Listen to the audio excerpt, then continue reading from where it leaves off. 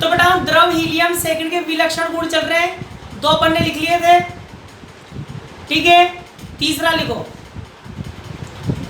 लिखो ऊष्माधारिता, तीसरा लिखो बबलू ऊष्माधारिता।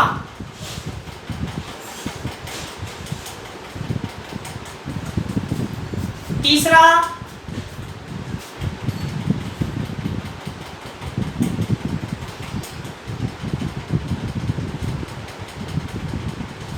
ऊष्माधारिता। आगे सभी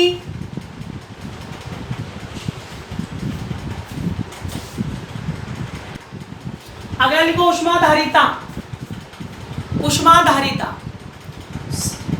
ऊष्माधारिता हीट कैपेसिटी या विशिष्ट ऊष्मा भी लिख सकते हो। अब बेटा मुझे कौन बताएगा, जब हम ताप कम करते हैं, पहले सामान्य व्यवहार समझो, पहले सामान्य व्यवहार समझेंगे तभी तो असामान्य व्यवहार समझेंगी ना। सामान्य व्यवहार बताओ जब अपन ताप कम करेंगे, जब ताप कम करेंगे तो ऊष्माधारिता बढ़नी चाहिए कि घटनी चाहिए? जल्दी बताओ, जल्दी बताओ बबलू।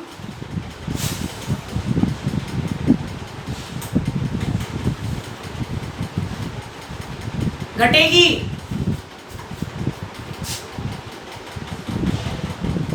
ऊष्मा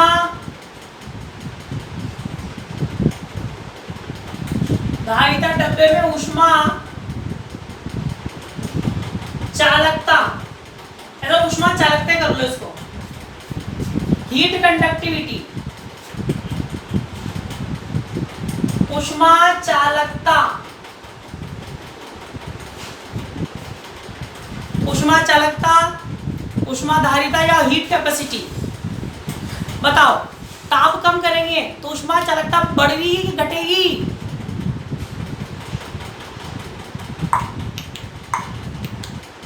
जल्दी बताओ।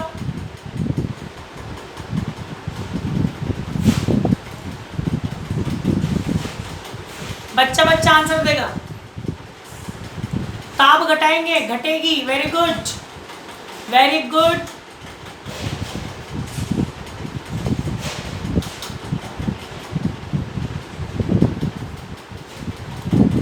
लगभग सभी कह रहे हैं घटेगी, घटेगी, घटेगी, घटेगी, घटेगी। यस सर, घटेगी।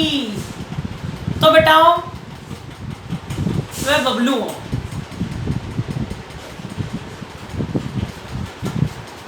ताप कम करते हैं, सामान्य व्यवहार होता है, जब ताप कम करते हैं ऊष्मा चालकता बढ़ती है। टेम्परेचर कम करते हैं, हीट कंडक्टिविटी बढ़ती है, बढ़ती है, बढ़ती।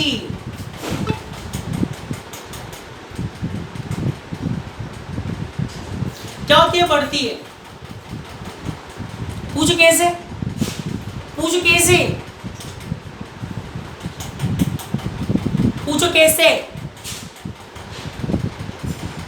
पूछ लेंगे, बस पूछ लेंगे कैसे। इधर आओ। मैं बबलू, अरे हो बबलू, अरे हो बबलू। ये मान लो 70 डिग्री सेंटीग्रेड, 70 डिग्री सेंटीग्रेड। ये 20 डिग्री सेंटीग्रेड, ये 0 डिग्री सेंटीग्रेड। बताओ फर्स्ट, सेकंड, ए बी। बताओ ऊष्मा का प्रवाह फर्स्ट सेकंड में से ए पर कब ज्यादा होगा? फर्स्ट में कि सेकंड में? ऊष्मा कहां से आती है? उच्च ताप से निम्न ताप, उच्च ताप से निम्न ताप।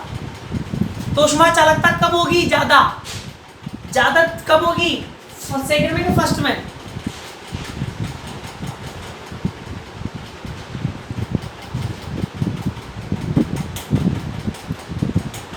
अभी पता नहीं चल रहा। सेकंड में। Very good, very good. तो बेटाओ 11वीं क्लासेस से बच्चे को सिखाते हैं कि तापांतर जितना ज्यादा होगा, तापांतर जितना ज्यादा होगा ऊष्मा का प्रवाह उतना ही, तापांतर जितना ज्यादा ऊष्मा का प्रवाह उतना ही ज्यादा। ताप जितना कम करते जाओगे ऊष्मा का प्रवाह बढ़ेगा, ऊष्मा का प्रवाह बढ़ेगा, ऊष्मीय चालकता बढ़ेगी। आयो कि नहीं आयो?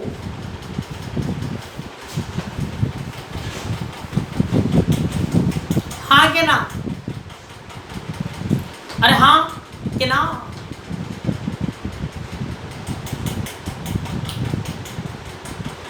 Very good.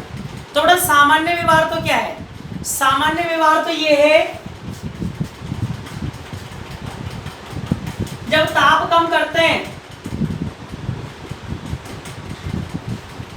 ताप कम करते हैं ऊष्मा चालकता बढ़ती है, ताप कम करोगे ऊष्मा चालकता बढ़ेगी। जैसे ही, ये सामान्य व्यवहार है, जैसे ही 2.19 केल्विन के नीचे जाओगे क्या हो जाएगी? घटेगी। क्या होगी? घटेगी, जो कि क्या है? असामान्य व्यवहार। जो सामान्य व्यवहार दर्शाती है वो हीलियम फर्स्ट होती है, जो असामान्य दर्शाती है वो सेकंड होती है। तो लिखो, लिखो,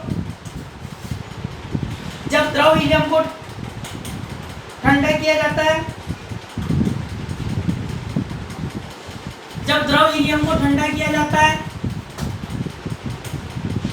तो इसकी ऊष्मा चालकता तेजी से बढ़ती है,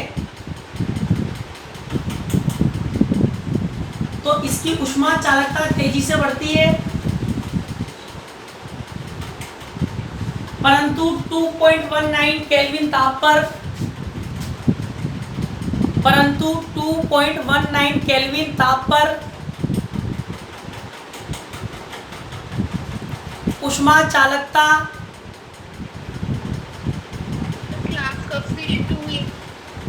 क्या हो बेटा?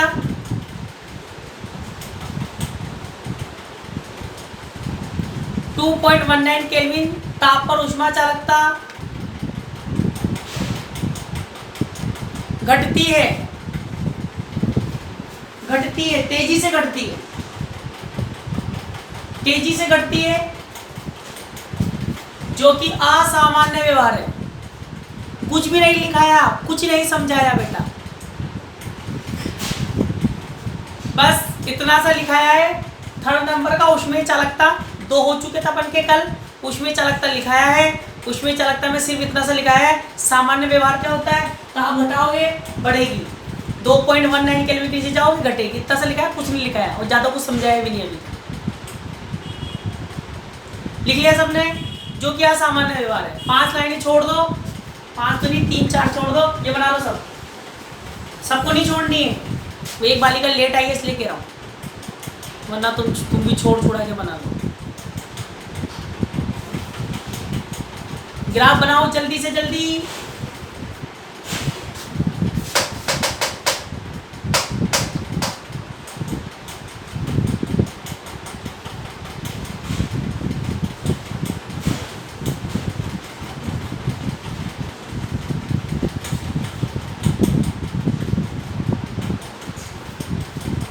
चले, बन गया?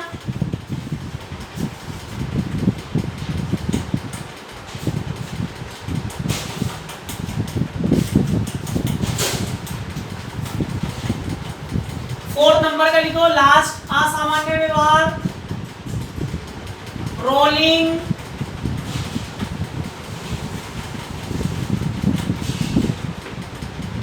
फिल्म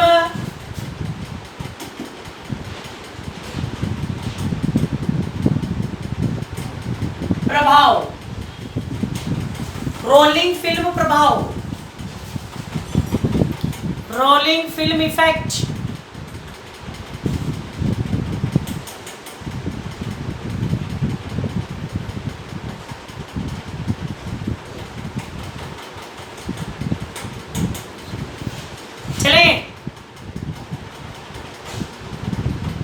बटा तेरा नंबर सेंड कर दियो, ग्रुप में ऐड कर दूंगा, तेरी फीस डिपॉजिट है इसलिए। अब चलो ध्यान सुनो, सुना है कि नहीं सुना पहले बताओ। रोलिंग फिल्म इफेक्ट के बारे में तुमने सुना है कि नहीं पहले से? तेरा नंबर भी सेंड कर दियो मैंने ग्रुप में, जिन बच्चों की फीस डिपॉजिट है उनके नाम लिख के भेजे थे। मैंने कहा ये बच्चे अपने नंबर सेंड कर देना, पर तुम देखते ही नहीं हो, तुम्हारा ध्यान ही नहीं है, तो मैं क्या करूँ? सुना है कि नहीं ये बताओ पहले तो। कोई बात नहीं। अब बताओ रोलिंग फिल्म इफेक्ट क्या होता है, रोलिंग फिल्म प्रभाव क्या होता है, ध्यान सुनना। ये प्रभाव स्पाइडरमैन होता है, ये प्रभाव स्पाइडरमैन होता है, स्पाइडरमैन। बताओ स्पाइडरमैन की प्रॉपर्टी क्या होती है, स्पाइडरमैन की विशेषता क्या होती है, विशेषता जल्दी बताओ। प्रॉपर्टी ऑफ स्पाइडरमैन, स्पाइडरमैन की विशेषता क्या होती है? क्यों कहीं बनाए हो? मकड़ी, मकड़ी खाते क्या हो?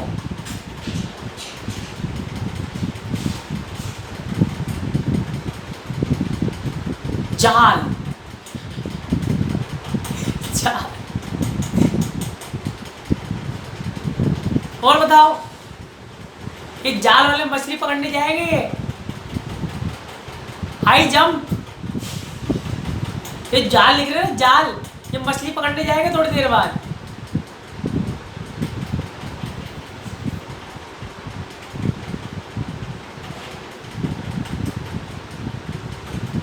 मैं बबलू हो, दीवार पे चढ़ने की प्रॉपर्टी होती है उसकी। क्या होता है? दीवार पे चढ़ जाता है वो, दीवार पे चढ़ भी जाता है, उतर भी जाता है।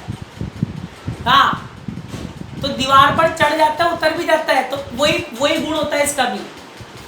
तो बेटा द्रव हीलियम सेकंड, पहले बोल देता हूँ, बोलूंगा तो समझ में नहीं आएगा, पहले बता रहा हूँ, लैंग्वेज बोलूंगा तो समझ में नहीं आएगा, यहाँ डायग्राम बना हुआ तब आएगा, सुन लो फिर भी। द्रव हीलियम सेकंड के द्रव हीलियम सेकंड के द्रव हीलियम सेकंड के सैकड़ों परमाणुओं का पारदर्शी फिल्म के रूप में ठोस की सतह पर, पारदर्शी फिल्म के रूप में ठोस की सतह पर विसर्पण होता है, विसर्पण होता है। इस घटना को क्या बोलते हैं? Rolling film effect, rolling film प्रभाव। अब सुनो, इसका मतलब ये होता है, तुम देख भी सकते हो ये प्रभाव, तुम देख भी सकते हो। देखो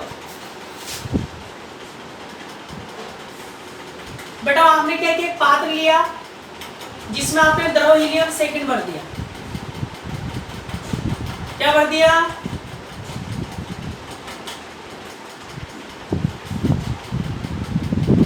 द्रव हीलियम सेकंड आपने भर दिया, ठीक है। अब आपने बेटा इसमें क्या रख दी, एक परख नली। ये क्या है? द्रव helium second, liquid helium second है, द्रव हीलियम सेकंड। आपने क्या करा, इसमें परख नली रख दी। परख नली मतलब टेस्ट ट्यूब। इसमें बेटा आपने टेस्ट ट्यूब को रख दिया, खाली टेस्ट ट्यूब।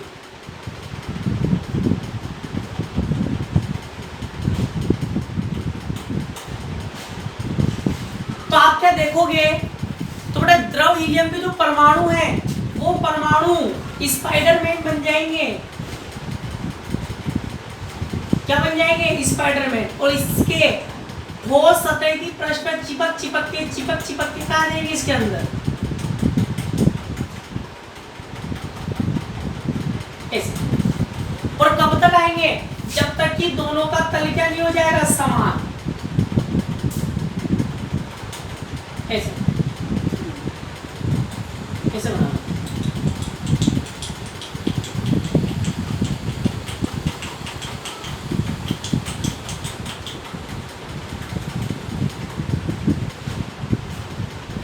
चढ़ भी जाएंगे और अंदर उतर भी जाएंगे।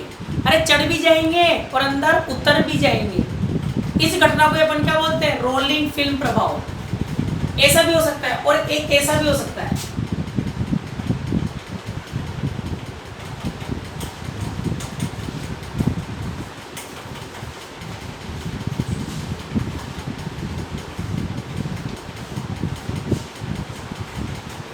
कोई परख नली है, उस परख नली में क्या भरा हुआ है? द्रव हीलियम सेकंड।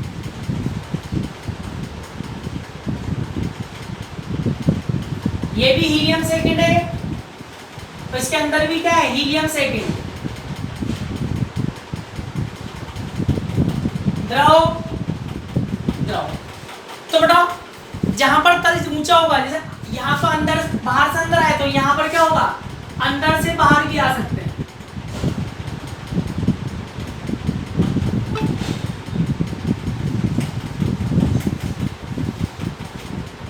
यहां से यूं आएंगे और यहां से यूं जाएंगे। इस घटना को क्या बोलते हैं, रोलिंग फिल्म इफेक्ट। तो लिखो फटाफट,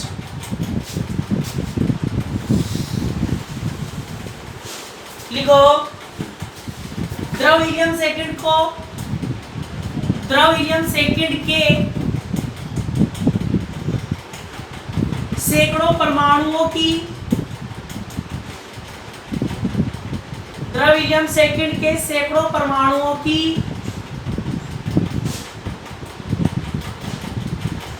पारदर्शी फिल्म के रूप में, पारदर्शी फिल्म के रूप में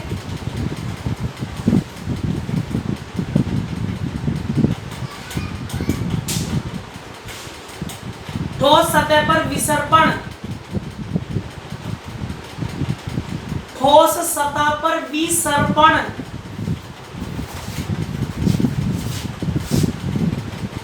विसर्पण क्रीपिंग, जिसको क्या बोलते हैं, क्रीपिंग, क्रीपिंग विसर्पण होना, विसर्पण होना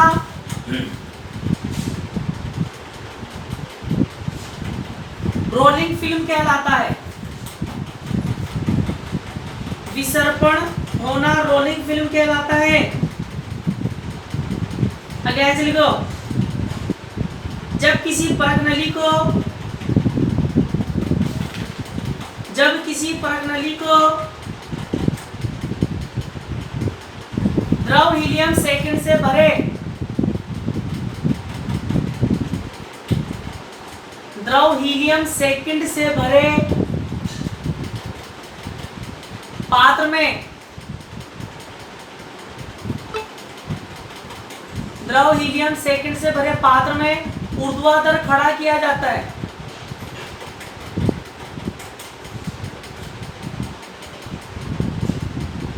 जब किसी परत नली को द्रव हीलियम सेकेंड से भरे पात्र में ऊर्ध्वाधर खड़ा किया जाता है तो द्रव हीलियम सेकेंड, तो द्रव हीलियम सेकेंड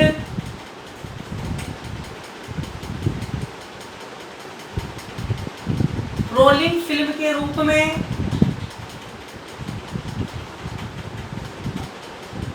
तो द्रव हीलियम सेकेंड रोलिंग फिल्म के रूप में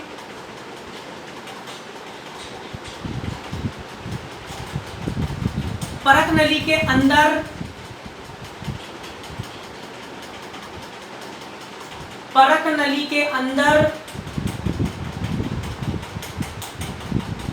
आना आरंभ कर देती है।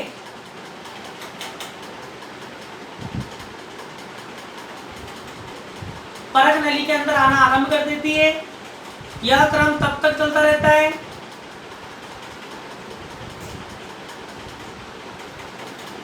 यह क्रम तब तक चलता रहता है जब तक कि दोनों द्रव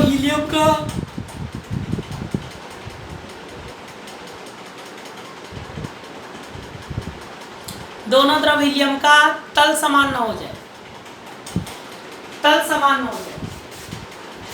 ये थ्योरी अपन ने इसके लिए लिखी, अब इसके लिए लिखेंगे अगले आंसर लिखो, इसी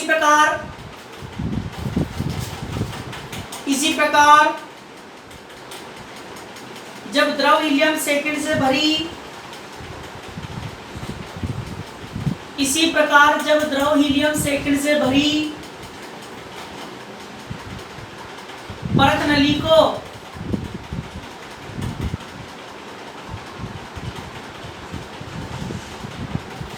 बीकर में खड़ा करते हैं, बीकर क्या बोलते हैं इसको, बीकर, बीकर में खड़ा करते हैं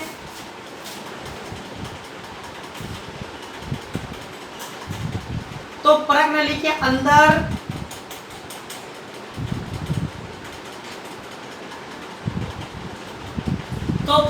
अंदर की द्रव हीलियम सेकंड, तो परख नली के अंदर की द्रव हीलियम सेकंड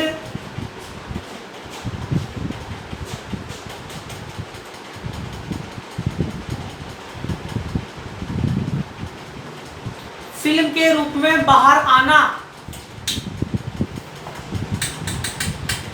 फिल्म के रूप में बाहर आना आरंभ कर देती है।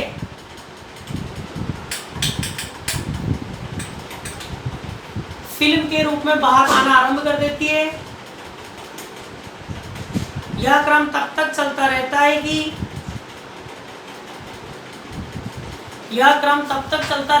कि जब तक कि दोनों में द्रव हीलियम सेकंड का तल, जब तक कि द्रव हीलियम सेकंड का तल समान ना हो जाए, समान ना हो जाए। छाप लो दोनों डायग्राम। अगला टॉपिक लिखे, सुना है। Very good. कौन बताएगा?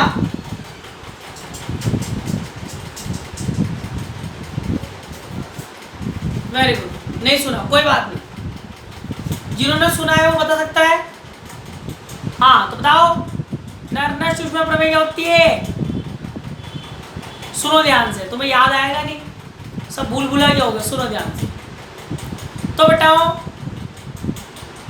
जब कभी कोई अभिक्रिया संपन्न होती है, जब कभी कोई अभिक्रिया संपन्न होती है, संपन्न, बताओ एंट्रोपी बढ़ती है घटती है? जब कोई अभिक्रिया संपन्न होती है, एंट्रोपी बढ़ी या घटी? जल्दी बताओ। बस एक लाइन समझ लो, बाकी बस वही थ्योरी आएगी, इसमें कुछ भी नहीं है। जल्दी बताओ। बढ़ती है। Very good.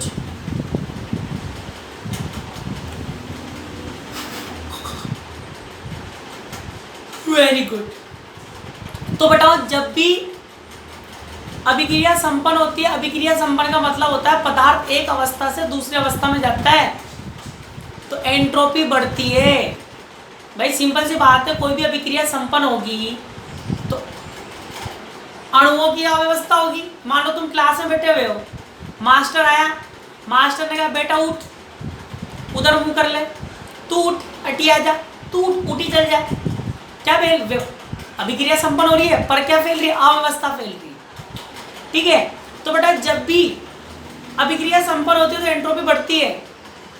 तो नर्नस्ट सूक्ष्म प्रमेय कहती है कि 0 केल्विन ताप पर, 0 केल्विन ताप पर, परम शून्य ताप पर, एट एब्सोल्यूट टेम्परेचर, 0 केल्विन ताप पर, परम शून्य ताप पर, एट एब्सोल्यूट टेम्परेचर पर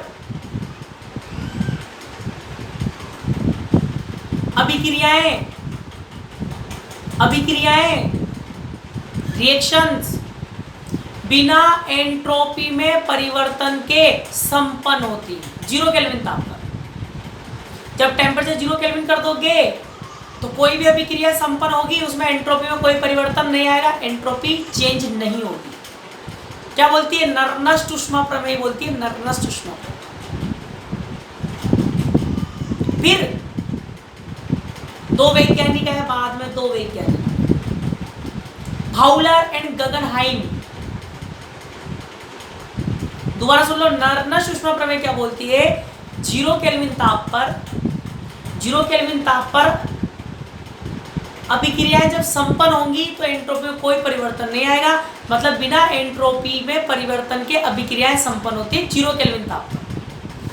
फिर बाद में कौन आया बेटा? बाद में आया कौन? 2 साइंटिस्ट आए, फाउलर और गगनहाइम। तो नर्नस्ट ऊष्मा प्रमेय के आधार पर उन्होंने तीसरे नियम का प्रतिपादन कर दिया ऊष्मागतिकी के। इस नर्नस्ट ऊष्मा प्रमेय से ही उन्होंने ऊष्मागतिकी के तीसरे नियम का क्या कर दिया? प्रतिपादन कर दिया। ऊष्मागतिकी का तृतीय नियम बना दिया, थर्मोडायनेमिक्स का थर्ड लॉ बना दिया, जिसकी सिर्फ थ्योरी है अभी, और कोई मैथमेटिकल कुछ भी नहीं है अभी। तो फाउलर गगनहाइम ने कहा, सब एक ही बात बोलेंगे, एक ही बात बोलेंगे, घुमा फिरा के वहीं आएंगे सब। फाउलर गगनहाइम ने कहा भाई 0 केल्विन ताप पर, 0 केल्विन ताप पर, परम शून्य ताप पर, एब्सोल्यूट टेम्परेचर पर निकाय की एंट्रोपी एक सार्वत्रिक नियतांक है, एक सार्वत्रिक नियतांक है, कांस्टेंट है। तो नर्नर सूक्ष्म प्रमेय भी तो यही बोल रही है, एंट्रोपी में कोई परिवर्तन नहीं होगा, एंट्रोपी परिवर्तन नहीं होगा तो एंट्रोपी कांस्टेंट है। इतनी सी बात है। तो लिखो फटाफट, जल्दी लिखो। इस प्रमेय के अनुसार, इस प्रमेय के अनुसार परम शून्य ताप पर, परम शून्य ताप पर तंत्र की सभी अभिक्रियाएं, परम शून्य ताप पर तंत्र की, परम शून्य ताप पर तंत्र की सभी अभिक्रियाएं एंट्रोपी में, एंट्रोपी में बिना परिवर्तन के संपन्न होती हैं, बिना परिवर्तन के संपन्न होती हैं। अगले आंसर लिखो, बाद में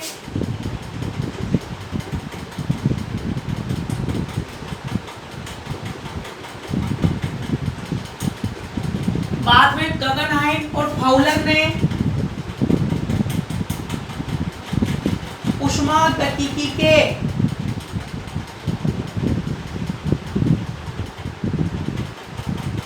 बाद में फाउलर और गगनहाइम ने ऊष्मागतिकी के तृतीय नियम का प्रतिपादन किया। बाद में फाउलर और गगनहाइम ने ऊष्मागतिकी के तृतीय नियम का प्रतिपादन किया।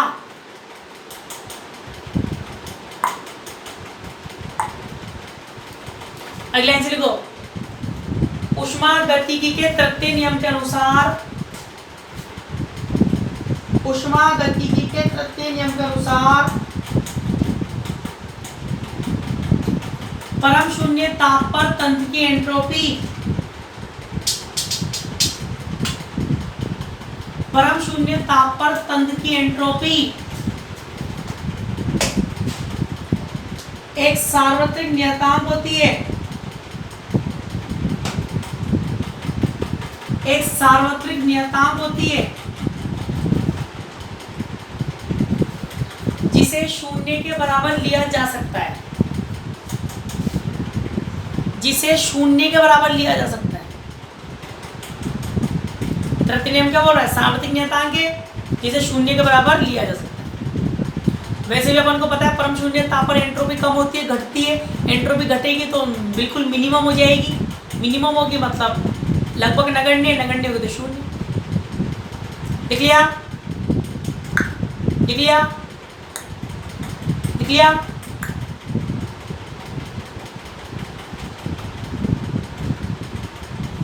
एक सार्वत्रिक नियतांक है जिसे शून्य लिया जा सकता है, ठीक है। अब बेटा इसके भी दो कथन और हैं, इसके दो कथन और हैं, वो भी यही बात बोल रहे हैं। मैंने क्या कहा, घुमा फिरा के सब यही बोलेंगे, एक ही बात बोलेंगे। तो लिखो, ऊष्मागतिकी के तृतीय नियम के निम्न दो कथन हैं। ऊष्मागतिकी के तृतीय नियम के निम्न दो कथन हैं। फर्स्ट, लेविस और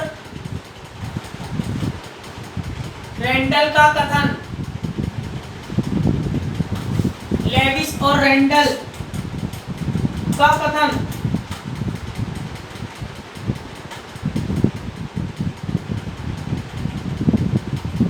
इसमें लिखो, इनके अनुसार, इनके अनुसार तंत्र की एंट्रोपी,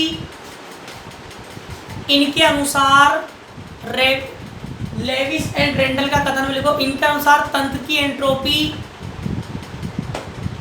परिमित और धनात्मक होती है, परिमित और धनात्मक होती है, जिसे जिसे परम शून्य ताप पर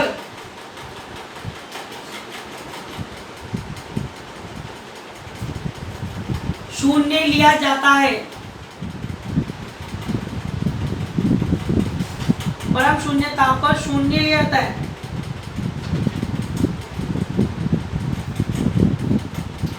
इसे परम शून्य ताप पर शून्य लिया जाता है, या परम शून्य ताप पर शून्य हो जाती है भी लिख सकते हो। अगर देखो प्लांक का कथन,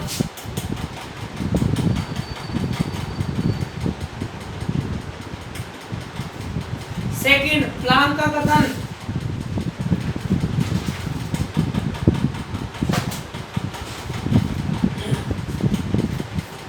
अब बेटा प्लांक क्या कह रहा है? प्लांक यूं कह रहा है कि भैया परम शून्य ताप पर तंत्र की ही नहीं, परम शून्य ताप पर तंत्र की ही नहीं, बल्कि तंत्र में जितनी भी प्रावस्थाएं हैं उन सब की एंट्रोपी शून्य हो जाती है। सब एक एक की बात बोल रहे हैं। देखो इस कथन के अनुसार, इस कथन के अनुसार परम शून्य ताप पर, परम शून्य ताप पर तंत्र की ही नहीं, तंत्र की ही नहीं, बल्कि इसमें उपस्थित, बल्कि इसमें उपस्थित सभी प्रावस्थाओं की,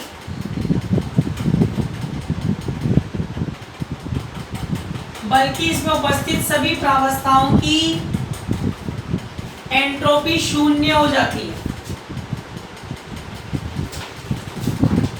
इसमें उपस्थित सभी प्रावस्थाओं की एंट्रोपी शून्य हो जाती है।